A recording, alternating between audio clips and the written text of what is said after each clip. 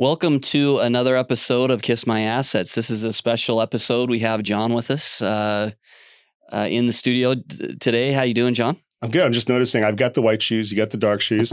I got the bright shirt. You got the light. No, I'm doing well. Sometimes we match. So today we're a contrast. So that's nice. And we're excited because we're just a few days into our fundraise on Venture on 17th. And this is a project here in Uptown Phoenix. We have it in escrow right now. There's some great things about the project, and I want to ask you about them, but just a little bit of an overview. We're purchasing the property for $7.125 million. It's a 22-unit building. These are townhomes, 3-bedroom, 2.5 bath with a garage, so they're really good-sized units, and in a really nice up-and-coming area of Uptown Phoenix. And wanted to get your initial take on the property. You walked through it last week with the team. What do you think about? What are the key points? Yeah. So I say this so often, but I always want to repeat myself. I always like the A, B, and C plan when we acquire projects. So if someone had asked me a year or two ago if we'd ever buy brand new constructed projects, my answer would be why? We can build them ourselves, or we can buy them cheaper and renovate them to get to a better number. This we're buying cheaper than I think we can build it for. Second thing, the seller the seller's a great person. He's a client of ABI, but we got it for a pretty good discount to what he wanted to sell it for. And I appreciate that. For our benefit is our investors' benefit, but it's also a sign of the times for that kind of product that we were able to put together the financing. Thank you, investors, for stepping up and helping us raise the capital so quickly. Makes us feel more confident about the property. But the building in general, really well built, simple design, 2 stories, pitched asphalt shingle roof, not a lot of extraneous things to maintain. So landscaping, once a year, we're going to go through and trim the trees back. Every 2 weeks, we'll have someone blow the parking lot clean. There's no pool. There's a small laundry. There's a small kids play area and a barbecue area and a little gazebo. It's simple. It's got surface parking. But we rent that out. The residents get one spot in the garage, and they pay for an uncovered spot if they want one. But overall, the property was in great condition. I think the rents are a little bit below market. The seller, I think, is a little bit behind on his rents on raising them, and I think that's just a function of being stretched too thin on all things he's involved in with time, not just money, but time. And these are things that we can make up for. So, and let me dig into one of the points that you made. So the first point is we are purchasing this below replacement cost. Yep. And one of the ways that we look at that is the cost per square foot. And there's about 28,500 square feet in total on this building. And so that equates to about $249 per square foot is what we're purchasing it for. That's leasable. So there's also the space that you're not counting. So it's probably, a builder would probably say it's 31,000 square feet or whatever it is. But yeah, we're buying it for less than we would cost to build it by far, at a time that we've got a project that's running, so we don't have to take downtime, at a time that we can put a traditional loan on it, not a construction loan. At a time we don't have to go through the rezoning process, all those other variables, which I'm not afraid of.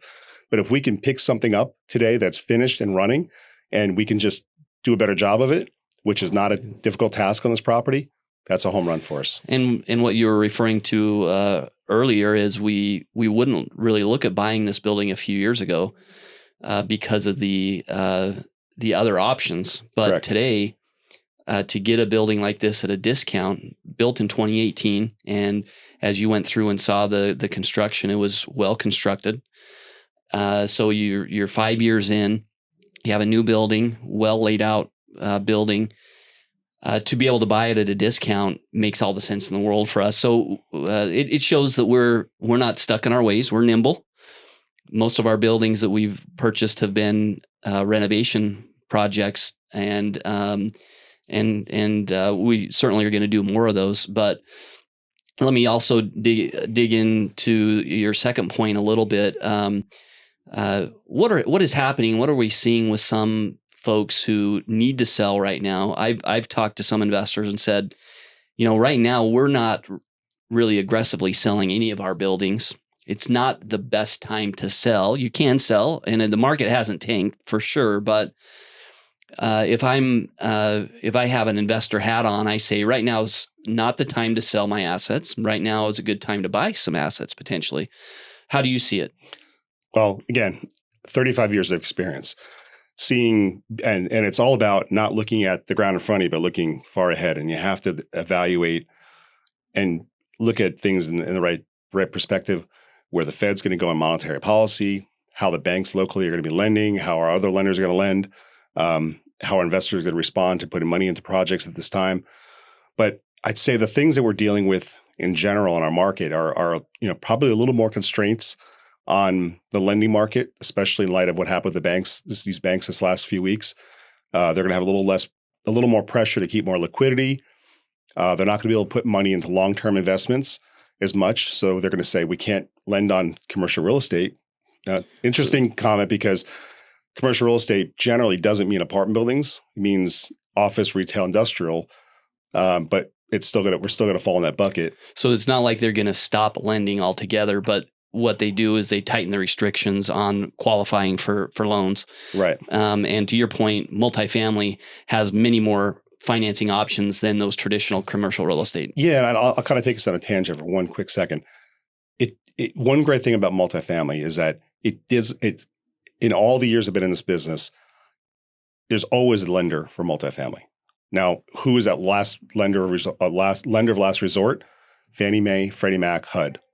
Government sponsored. They are there. If you own a shopping center, not to pick on people who own shopping centers, because we all know they do well enough, but if you own a shopping center, an office building, industrial building, when market gets weird or lending gets tightened up, you lose options. So there's a saying, it's you either have to own treasure or it's trash. So you got the best building, best tenants, best rents, you can finance that. Not maybe we really wanted it, but you could finance it. Everything else off the table. Multifamily, there's always a lender there. The government supports housing, so they correct. We fall in the housing bucket. They know that it's a critical need. So that's an interesting thing. But we're starting to see some tightening as regional banks. Some of the smaller banks are going to have more restrictions around what they do with their capital. They can't lock it up for as long. Some of it.